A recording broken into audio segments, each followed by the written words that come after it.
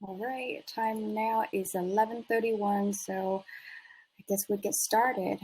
Welcome everyone to the 2020 Slam and Summit event. And my name is Ellie Trin. I am the member of the programming committee for this year's event, and I'll be your host for today's session. I also have Katie Zimes here, and she will be the session tech support guru. So please private message Katie if you need to help with anything. And before we get to the meat of today's session, please allow me to share a special moment with everyone. So on behalf of the Northwest Eco Building Guild, I like us all to acknowledge that we are all living on traditional land of our first people of this region. And for those of us who are in the Seattle area, we reside on the traditional lands of the Duwamish tribe. So please join me in honor with gratitude the land itself, the tribal people, who've been faithful stewards to the land, the water, and ancient history of life here in the times. Hey, Ellie, you need to share your screen. Yes, thank you for reminding me that. 1 second.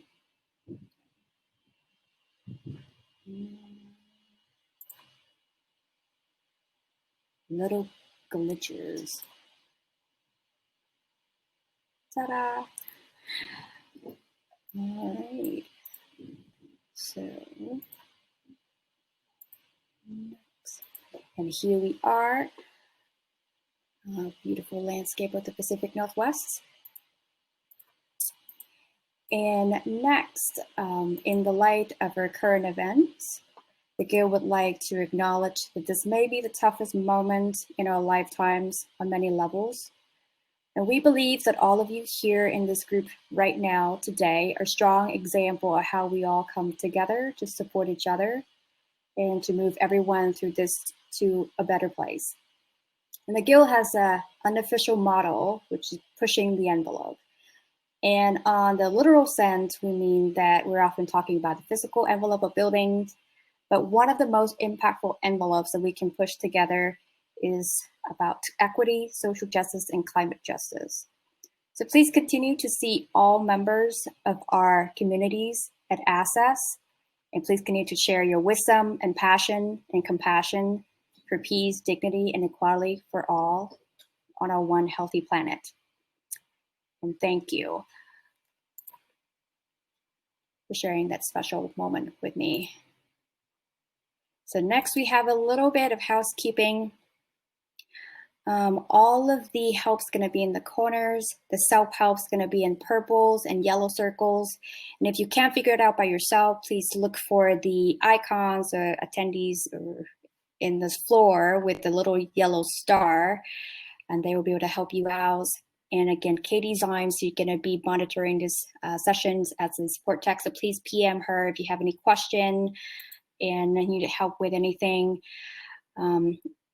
And next, if you have any questions for the speaker, please put it in the Q&A box, and I will monitor it and read it out to Jack, our presenter today, when it's appropriate. And Katie will monitor the chat box, so please just feel free to, put anything you would like for us to know in those two boxes. And lastly, before we get started, I'd like to thank our sponsor, and we have two sponsors with us today, Gio from Mighty Energy Solution, thank you, and Ian from 475 High Performance. So thank you and welcome for making this happen to all of us. This event's going to be wonderful. We have a lot of variety of topics, and we'd love to share with you all and hope you enjoyed it. All right, so now to the good bits, probably the best bits of this morning. I'm excited. And let's see. I'm going to just switch back to the original slides while I introduce our speaker today. Come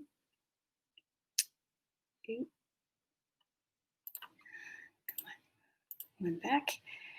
So we have here with us today Jack Newman. He's the Director of Clean Energy Solution at Cezanne Environmental Services locally here in our Seattle area. He's been working as a green building and sustainable design consultant for almost a decade with a background in construction management, utility renewable program management, and policy, as well as solar battery storage projects.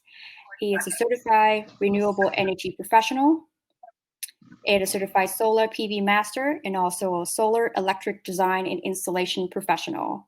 He's currently serving as the board president for Solar Washington, a nonprofit organization committed to advancing solar energy in Washington state.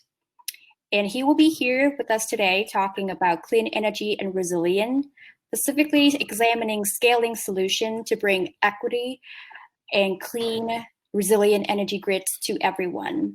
He would also highlight some recent tribals, energy sovereignty, and resilient project case study. So please welcome Jack Newman from Cezanne Environmental Services. And please, Jack, if you could turn on your video and microphone and join me on stage to begin our session. All right. I think my video and microphone are on. All right, let me start. Thank you so much, Ellie. The Guild have been so wonderful in getting this off the ground. And thank you, everyone, for hanging in there. Hopefully this is kind of a conversation. It's pretty isolating to be working and be remote. The conference would have been so fun to be in person. So please do, if you have any questions, feel free to fire them off in the Q&A. And another thing too is there is some text on my slides. So if you click on the full screen icon for these slides themselves, it'll be a helpful way to keep track of what we're talking about. So if we go to the next slide here, just want to welcome everyone. And let's see how we can pull this off. All right, slide 2. So we're going to talk a little bit about energy resilience and then some mandates and frameworks for looking at net zero energy or zero net energy and zero carbon. Few project examples and some strategies, as well as how to ramp up the workforce development and training so all members of the community can be part of this clean energy transformation. So on the next slide, we have a few learning objectives for today. And I'll just read through them really quick. This is an AIA continuing education session, and we're talking about solar PV, photovoltaics, so the ability to generate electricity from the light energy of the sun, as well as the overlay of policies and some grants that are available. We want to understand how to look at solar and when a project might be feasible for your home, your business, or your community. And then look at emerging technologies and partnerships and strategies to really strengthen an equitable outcome on our clean energy projects down the road. And I'll just reference some microgrid project examples and some basics around what we're seeing in a lot of microgrid deployment. All right, so on the next slide, let's just have a quick check-in. Clean energy and resilience. So that's the focus of this discussion. And Cezanne has been working in this space actually for over 20 years on engineering consulting. And I work in Cezanne Environmental Services, where we do sustainability and building optimization and clean energy projects. On the next slide, we are a AIA continuing education provider. And so this is something we love to do with architects and other firms and partners. But just a quick snapshot. The next slide, just a reminder of our energy system. So here's, if anyone is aware of what we're looking at here, this is a large-scale hydropower dam. And that's where large majority of our energy comes from in Washington state. And you could say in a lot of ways we're blessed with this existing infrastructure, but there's a lot of challenges associated with it, going back to when this land was acquired and when these projects were developed. And now with the ongoing maintenance and operation of these large baseload generators, we've got a lot of tough questions to ask ourselves in energy planning and how projects in our community can be a solution to overcoming some of the resiliency challenges with our current centralized generation infrastructure. So on the next slide, you can see high voltage transmission lines. And we basically take baseload generation, so huge power plants with 25, 50-year power purchase agreements for a portion or all of the electricity coming from these facilities, and we transmit that energy to our local distribution areas. So on the next slide, you'll see a nice pretty picture of the Denny substation. And so basically we have to condition the power for local use using substations. And there's some efficiency losses, line loss in particular for that transmission. But in general, I want to talk about today resilience and what we're seeing a shift towards with distributed energy resources and microgrids. On the next slide, just a quick snapshot of Washington State. As mentioned, I work as Director of Clean Energy Solutions at Cezanne, but I also serve as Board President for Solar Washington. And Solar Washington is really focused on education in the solar sector. So we work with installers, utility companies, policymakers, and we help, track metrics and provide educational information. We do workshops. We've got a conference this Friday, actually, the Solar Summit. But here's some information about Washington State's energy sector. A little outdated, but still helpful to see kind of where we're at and where we need to go. So on the next slide, you can see just a quick reference to an important topic that's been addressed at this conference so far. I saw there's a presentation on the Clean Energy Transformation Act, but just a snapshot of where we are and where we're going. So by 2020, we do need to get to 100% greenhouse gas emissions net zero. So we need to eliminate greenhouse gas emissions for all utilities, electric fuel supply, or their full energy resource. And by 2045, that's the real target. So by 2045, we've got a 100% clean energy grid, and buildings as well will be a major part of that transition.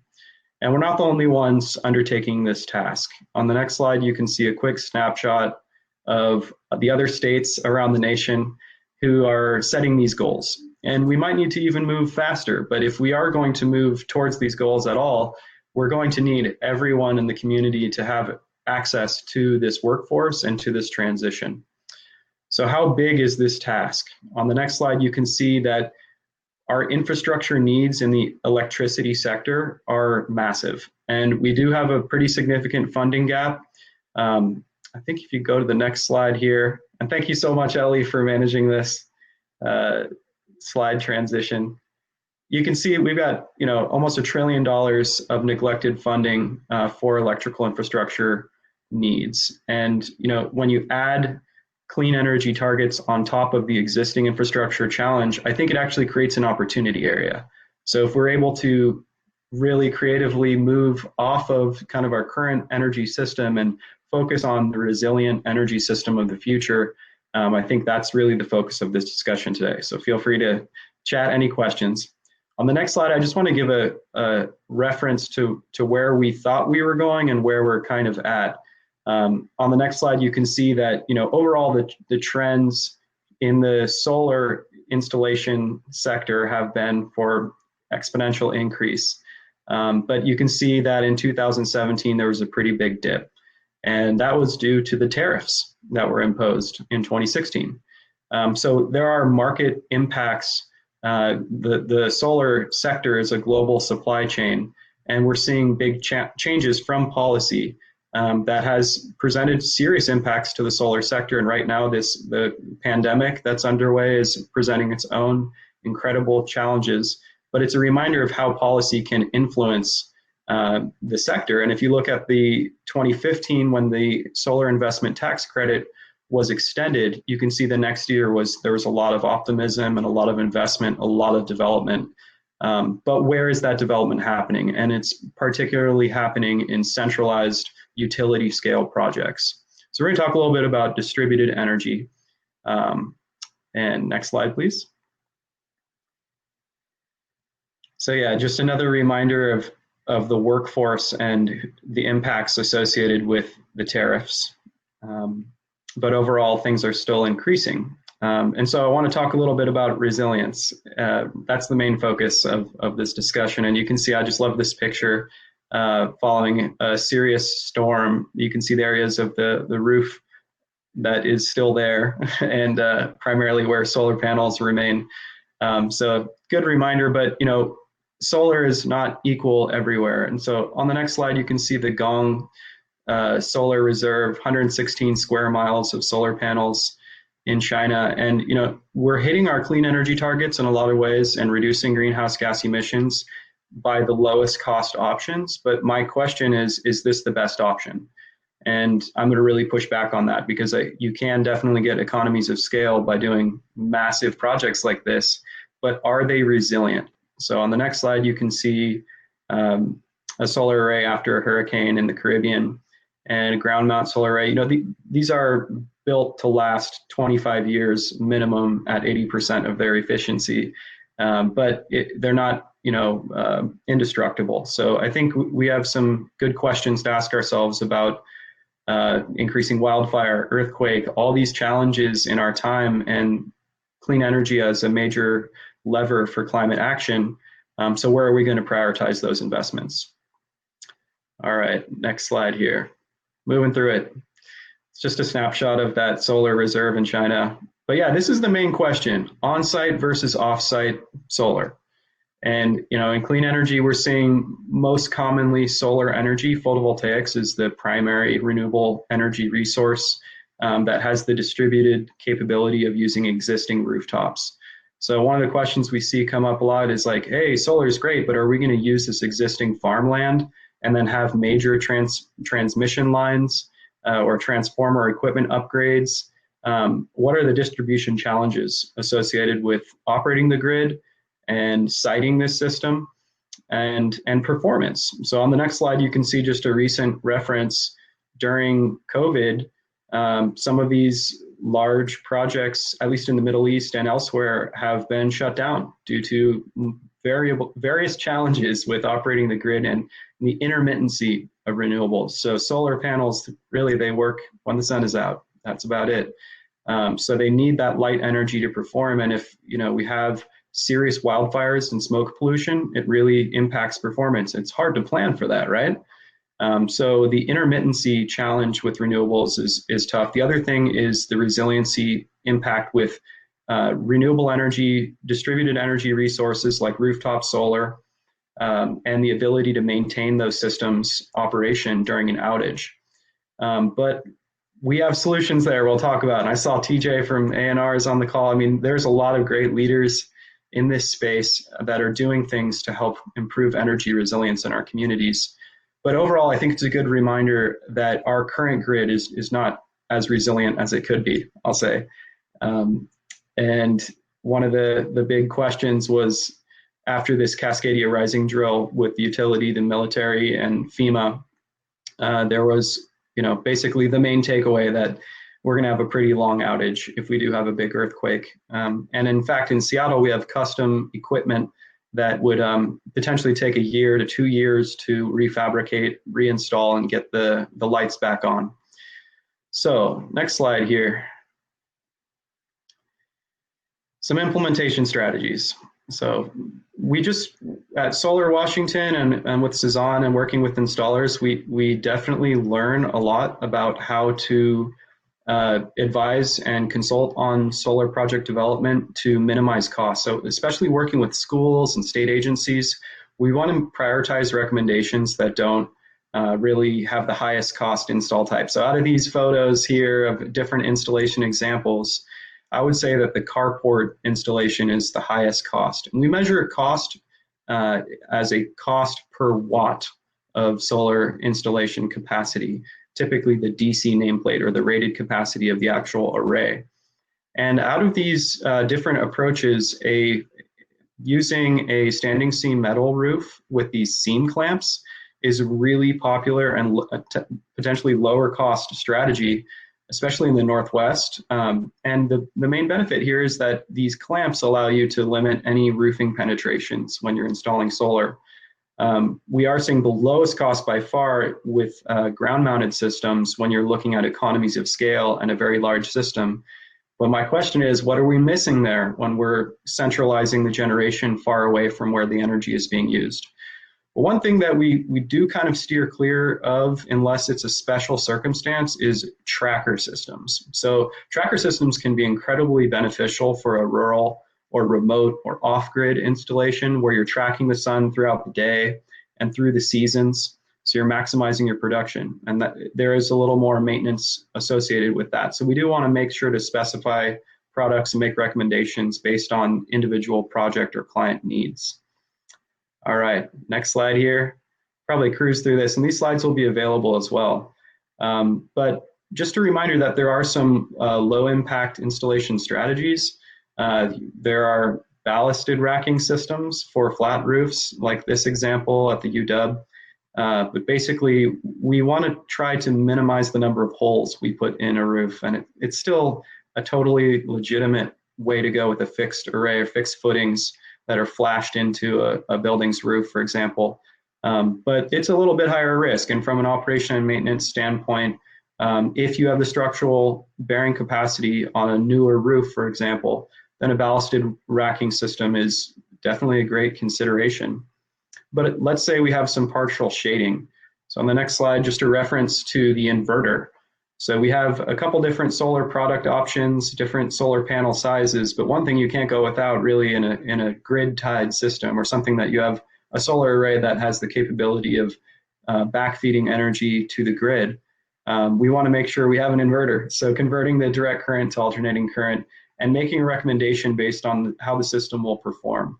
So we do have micro inverters, string inverters, or central inverters.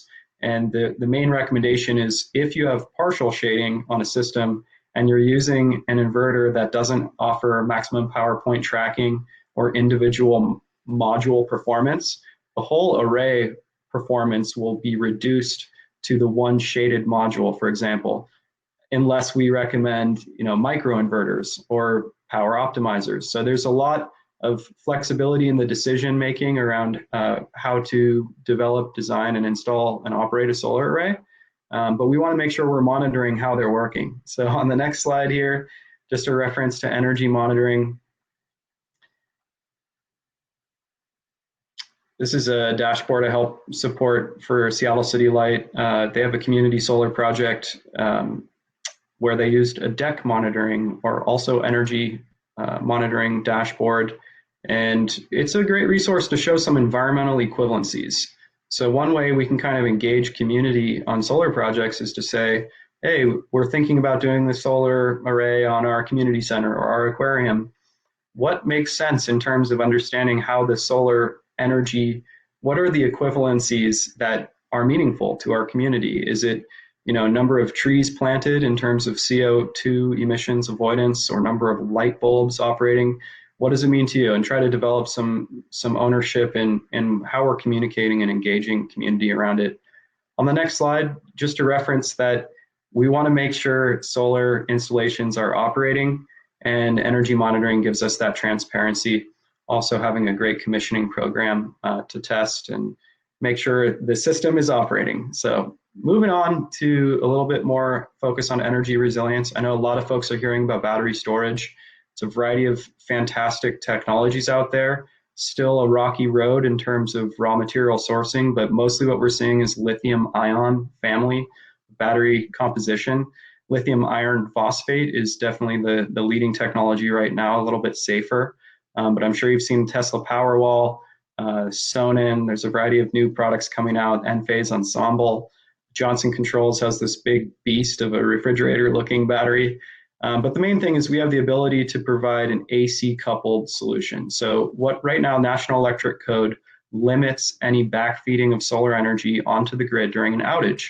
So what does that mean? You have a wildfire, you've installed solar, it's grid tied, you're getting net metering benefits, there's an outage, and your solar array shuts down immediately. So that's why battery storage has been really popular. The battery system can basically operate as the grid, and when the power shuts down, your solar panels can feed that solar energy to your house, your business, and also to the battery, so flexibly using that energy. So that's called an AC coupled system. And we just want to make sure we understand what that battery is serving, because a lot of times the goal is, hey, I want to back up my whole house. I'm looking at a generator, but I'm also considering battery storage. And so we need to focus on what is resilience for our homes, for our businesses, and for our communities. And on the next slide, I really found this resiliency framework helpful to start asking questions around, what are my critical loads? Can I develop a tiered strategy for the things I want? Like if you have a hot tub, for example, that's a great example of something maybe you feel like you want, but when you start crunching the numbers on how many batteries you might need, it doesn't go to that lower level of what you need, and then what is absolutely critical. So really refining that, and there's some tools out there to help through those conversations, but that's a really important part of considering battery storage is what will it serve and how can I make this a cost-effective investment for ourselves and for our community. All right, let's keep cruising through here. Next slide, please. But so it's not just energy that we're talking about from the operational standpoint in terms of climate action. We're also talking a lot about carbon. And I know the International Living Future Institute, last year they launched the zero carbon certification.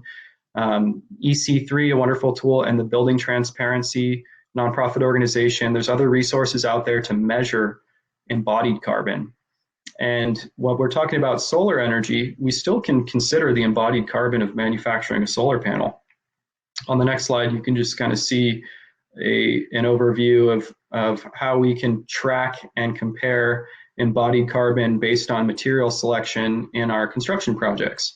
But it's just a reminder that we want to see how we are doing and what we can do to improve carbon reduction strategies, which is a key climate action strategy. Going back to solar panels, at least when I heard this stat, 2 years of operating a solar panel is rough order of magnitude enough renewable or clean energy generation to offset the embodied carbon associated with manufacturing that module. So where are we going? We've got some Clean Energy Transformation Act targets that I referenced.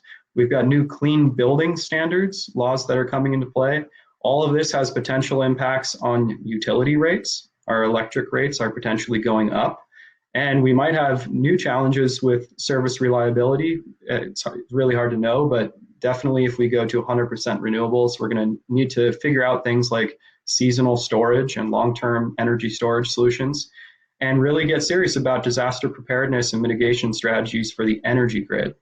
And then I think the key opportunity associated with that transformation is getting more members of the community involved in this workforce, mandating training on major projects, and creating maybe a new incentive program to strengthen the workforce development opportunities in the clean energy sector.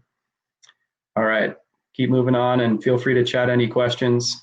Just reference a couple tools here. This is the National Renewable Energy Lab Resilience Roadmap, and it's a very high level tool to track what we're talking about when we're talking about resilience generally. Today, we're really talking about energy resilience. But if you're a municipality, a school district, this is a great tool to connect with those other stakeholders and figure out what tools and resources are available now. What are the impacts or disasters that we're trying to mitigate, and how can we measure and evaluate our progress through this process? So this is a great tool. Reopt is another fantastic tool on the next slide here. Basically looking at your location and what are the things you want to prepare for. On the next slide, I think it's just something to consider that there are wonderful tools out there. These are free tools. So check out Reopt Lite.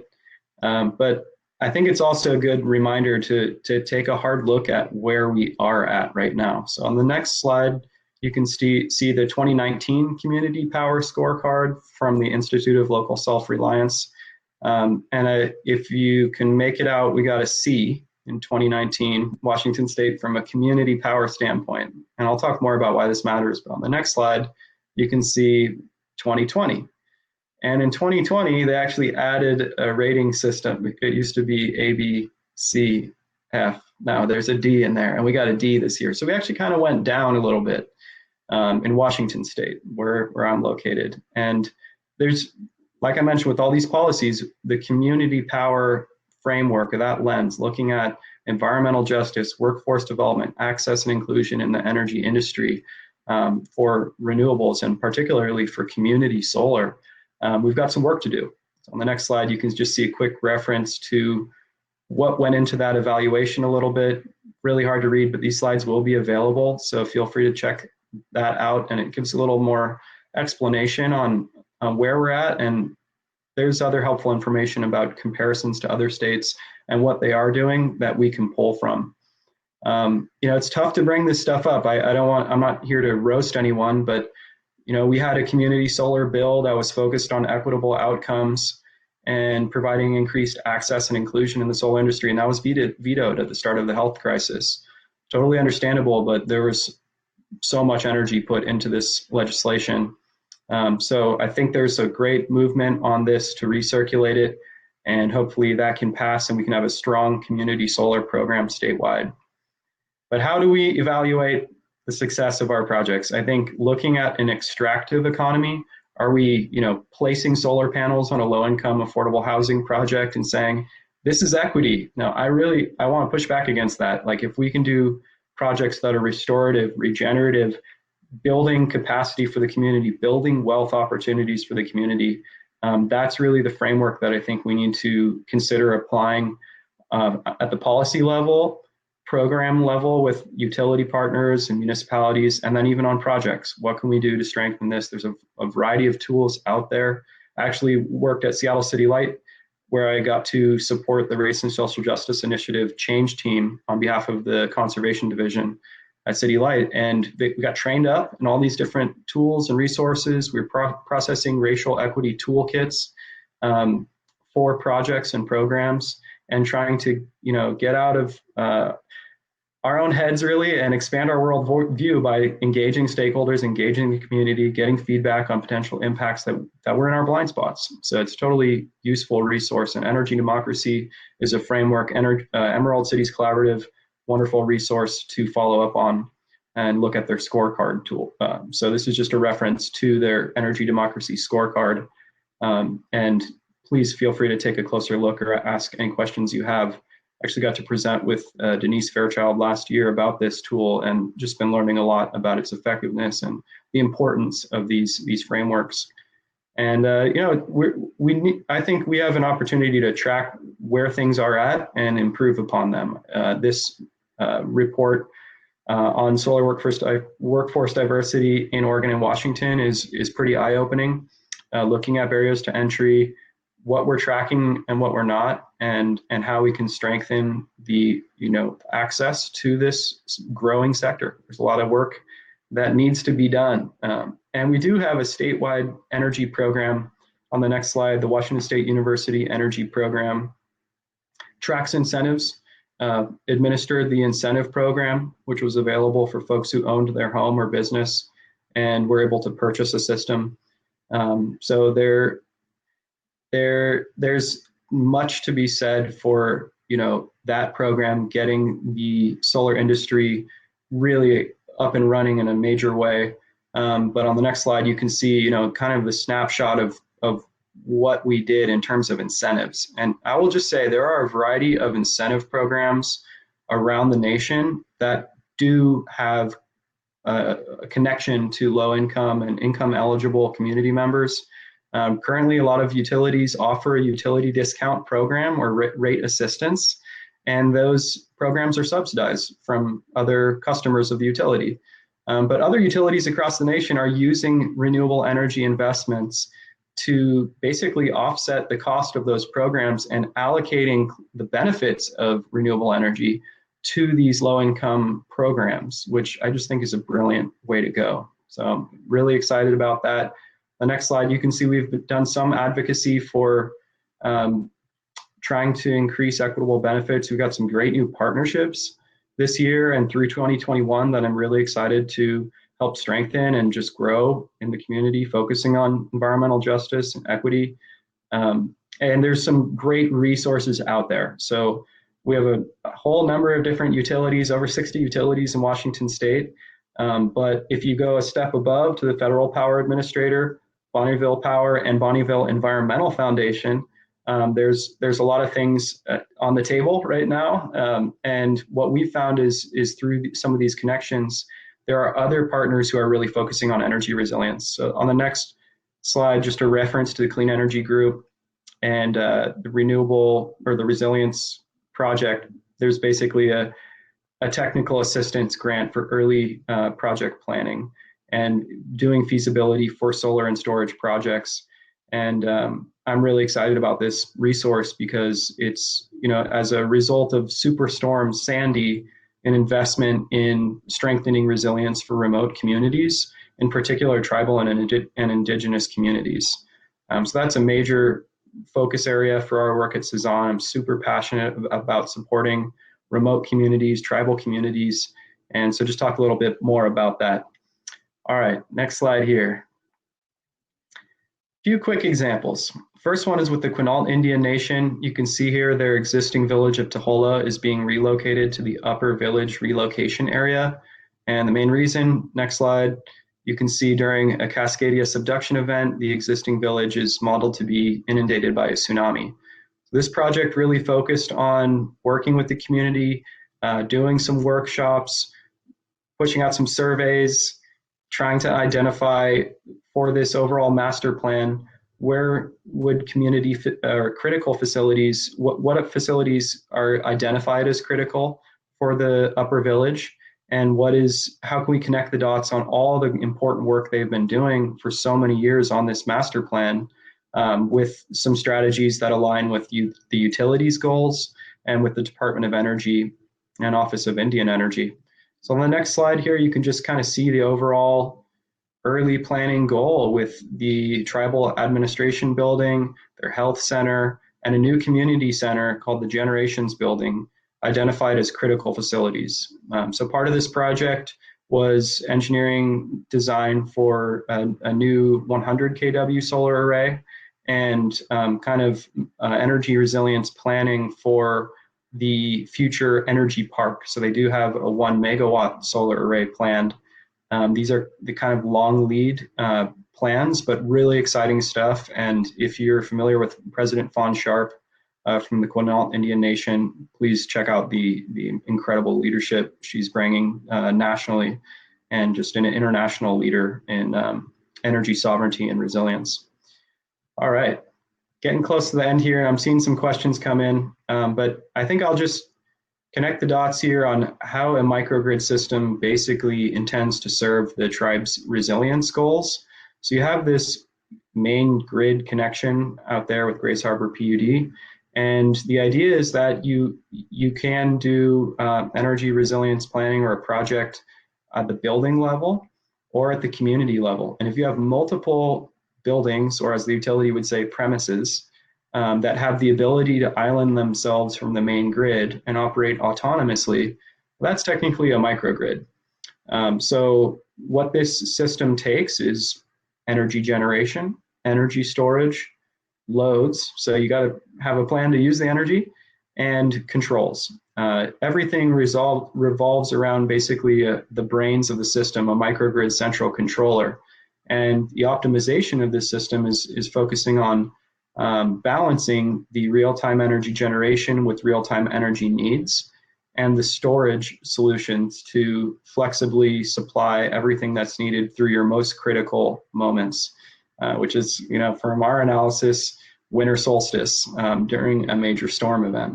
So trying to work back from that, you have the worst case scenario really identified, and everything is up from there.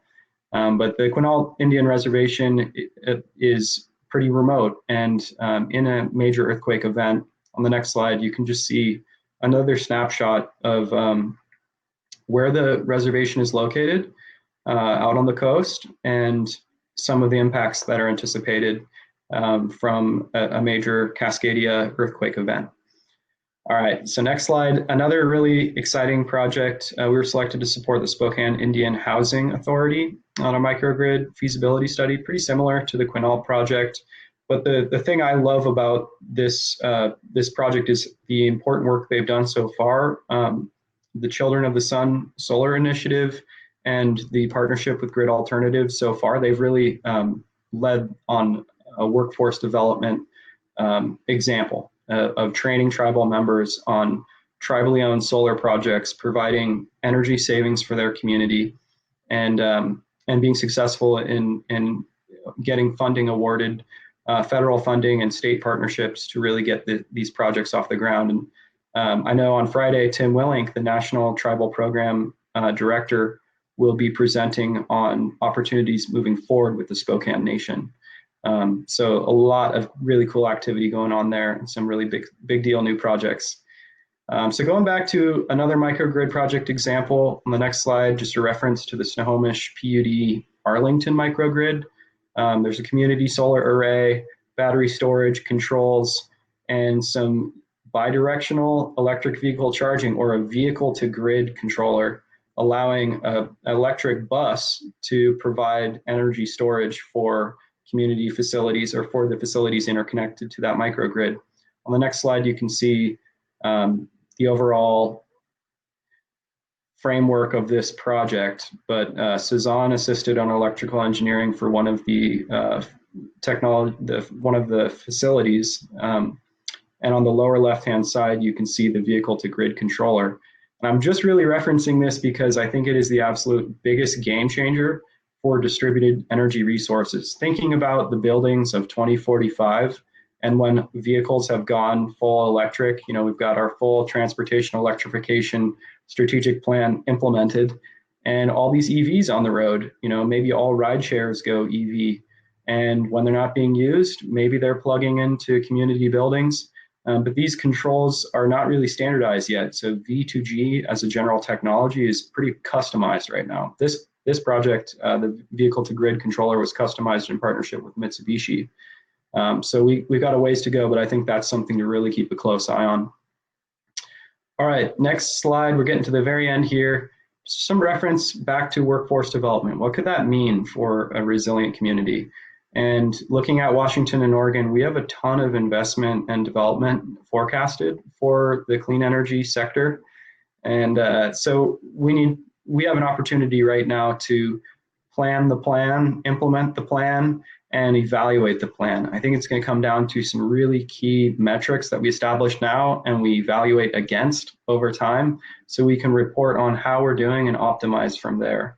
And on the next slide, just a reference to Grid Alternatives. If you haven't checked out these folks, they're a nonprofit organization that are the leading installer, trainer, partner, and particularly for tribal communities, fantastic resource and program overall to look at and learn more about. So I really look up to them, and I'm grateful for their leadership. All right, next slide, please. So just kind of a reference to some things we talked about today. We talked about solar, we talked about battery storage, we talked about workforce development training, centralized generation in comparison to distributed energy resources, new technologies like vehicle to grid, and community power, community solar projects.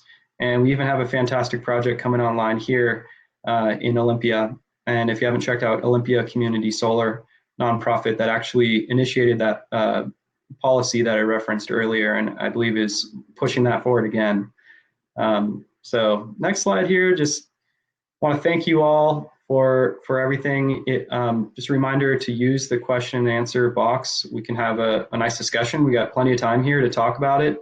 And yeah, seriously, thank you so much, Ellie. Thank you, Northwest Eco Building Guild, and the full team and staff for getting this off the ground. It was pretty fun. I was a little nervous, just working remotely. It's definitely preferred to be in person, be able to connect with everyone, but hopefully we can still have a meaningful discussion. So thank you so much. And I see actually there is a question here from Alan. So I'm happy to answer this if that's okay. So Alan's question, Alan Ness, thank you for reaching out. You asked, is putting solar panels on a single house a help to the community or more of a boutique item? That is such an impressive question, because I do think it is a community benefit for buildings to lower their energy demand on the overall grid. And as we transition to 100% clean energy infrastructure, we can see how distributed renewables like rooftop solar on your home can be a resource for the community overall. And what I would say the missing link right now is the distributed energy resource management system to leverage your solar energy when your neighbor needs it. There's a variety of different programs that have been implemented, including virtual net metering, transactive energy, and like I mentioned, the software capabilities with DERMS, or distributed energy resource management systems, that will provide us with that capability. But the main answer is yes, your rooftop solar array has the potential to support the community. And I thank you for your leadership if you decide to move forward with that. Tons of good resources out there to learn about the installation process, and it's definitely the right move if you can afford it. I will say right now, majority of solar projects, especially for rooftop solar projects, are using the solar investment tax credit. So this is a federal tax credit that is credited off of your federal income taxes. And so that's a little tricky. If you think about tribal communities, nonprofit organizations, government agencies, municipalities, schools, these are all folks who aren't able to claim that, and it's going away. So the federal investment tax credit for solar, it's been ratcheting down. It was extended. Right now, I believe it's at 26% of your total system cost, and next year it goes down to 22%, and then I believe down to 10% of your system cost. So it's a major incentive for solar, and there is some urgency. So if you're thinking about, can I make this pencil out? There's some lending resources out there. There's still this higher incentive, and we still have net energy metering in Washington state as state law. But thank you for the question, and I think it's the right move if you can make it work. So Ellie, do you have any questions, or what are your thoughts? Well, I think we've learned a lot, and it sounds to me, and thank you for being here with us this morning. It's been a wonderful time having you here. We've definitely learned a lot about just the system in general, and to me, it looks like while, yes, installing solar panels on top of our houses might be a boutique items, quote unquote, but I think, like you said, I agree with you completely that, everybody can take part in this. And as big industry like utilities are working on community solar projects, and tribal communities are sticking out grants, federal funding to do their own piece of the puzzle in this. And I just want to emphasize that we all can do this right in our own little corner. And technology, let's hope the technology keep improving, and we'll find more ways to collaborate our efforts. Right. I just saw another question come in about roof resilience, and I just love this question because I'm working with a lot of super conservative folks who maybe they have this responsibility to manage budgets that are constrained, and so the prospect of solar energy is still very new. I mean, this is technology that was developed in the 50s, commercialized into the space program in the 70s. And now it's just benefited from all these decades of deployment that we have a really battle-hardened product when we're looking at a solar panel. Solar panels on average or in general are warranted for 25 years. And that doesn't mean they're not going to work after more than 2 decades. It means that they're going to operate a little bit less efficiently. So let's just start with the solar panels themselves. The 25-year warranty for solar panels typically specifies that the module will operate within 80% of its original rated capacity at year 25. Also stated, it will have no greater than 20% degradation over 25 years. So that solar panel is probably still going to be cranking. And I remember when I was working at Seattle City Light, we were in touch with folks in Australia who had put recycled modules from a space program on their farmhouse, and we're asking about solar panel cleaning, and they were taking off the frames and scrubbing them clean and still getting reasonable efficiencies decades and decades later. But it's true that with a really strong installation and using best practices, you can actually strengthen your roof with this grid overlay of a racking installation system and solar modules. We typically see 120 to 140 wind load capabilities for a solar array. So I guess my comment is really site specific. If you're, let's say, in the Philippines and you have a different hurricane scenario than you might have in the Northwest, we have to design for that. But I'd say in general, yes, it's going to strengthen your roof by using best practices.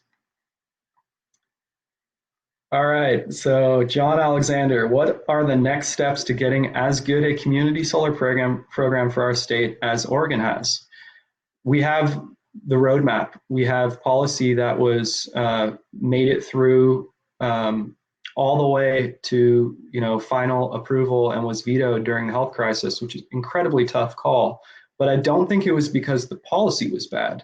I think the governor's recent veto of the community solar legislation was probably one of the tougher calls as a candidate who went for president on a climate action campaign. I think that was super eye-opening on our budget challenges in state.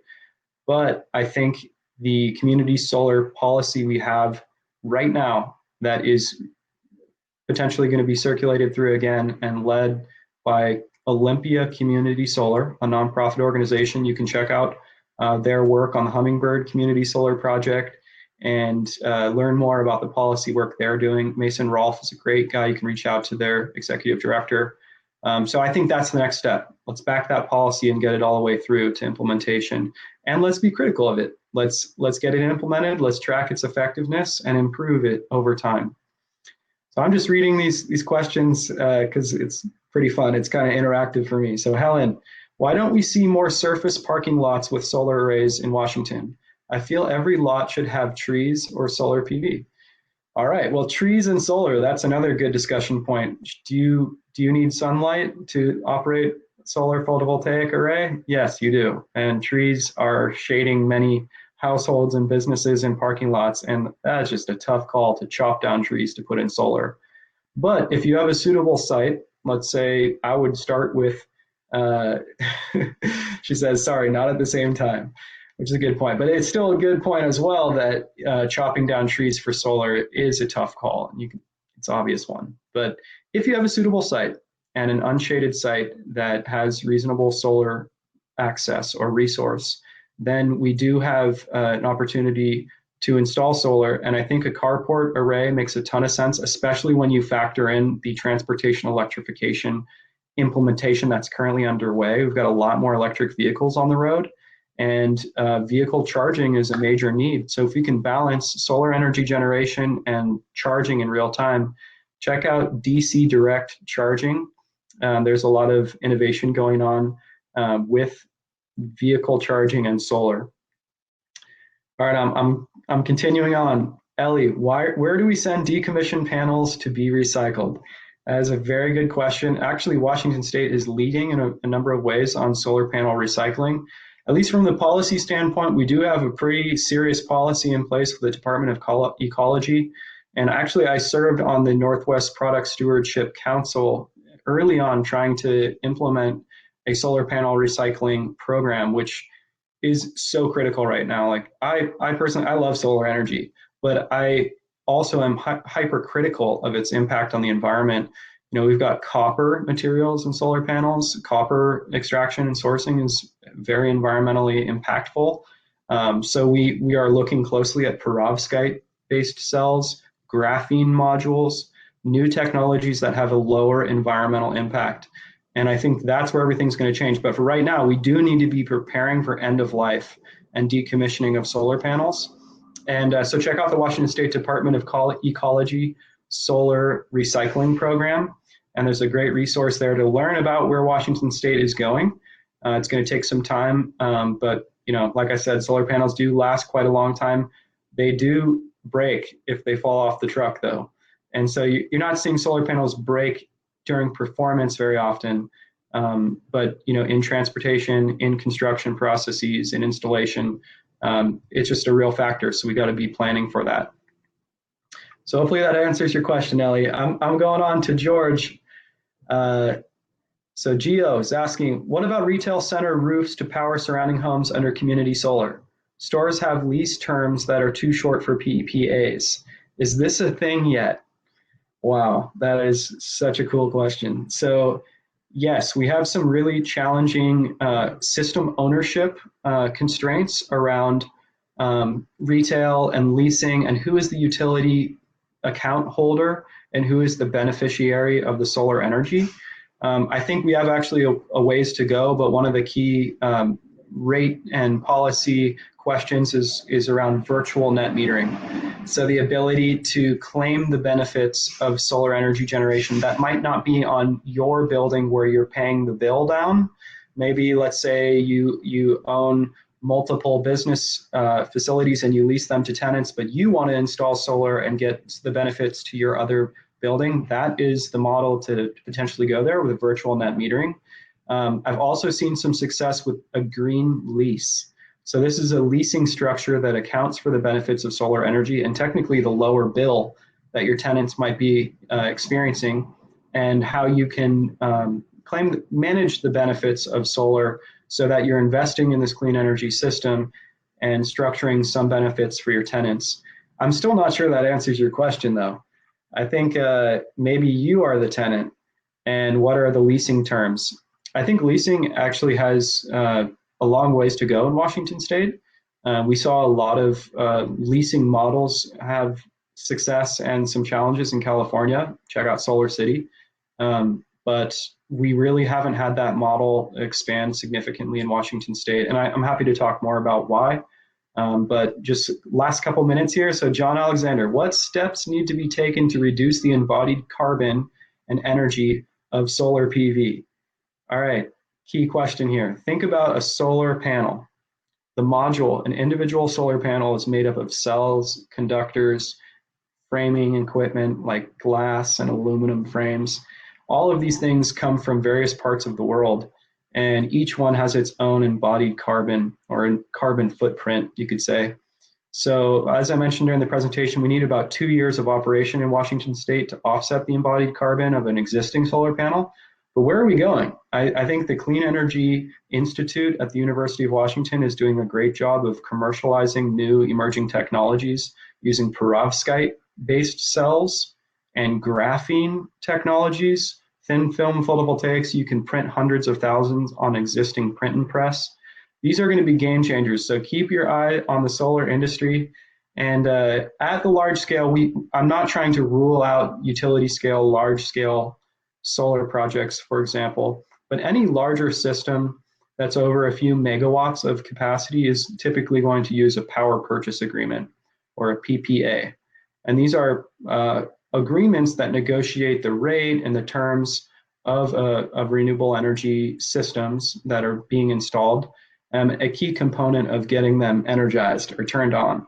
So you're not going to see a PPA typically for your rooftop solar project as a homeowner.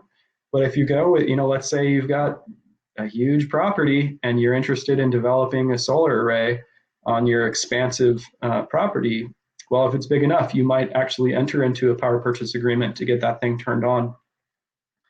So hopefully this has started a conversation with you all. I want to thank everyone for your wonderful questions, and special thanks to Ellie. I had some technical difficulties getting rolling here, so thank you again, and I look forward to continuing the conversation. My email address is listed here. Please feel free to reach out anytime, and have a wonderful day and stay healthy. Thank you, Jack. And for everyone, we're gonna go back to the floor now to break into the little table. So you feel free to stick around and talk to some folks and have a direct conversation with them, Jack. Otherwise, thank you for being here with us. And I'm gonna turn the presentation mode off, so everybody's gonna just be put back to the tables. And thank you again, and see you guys at the table, maybe.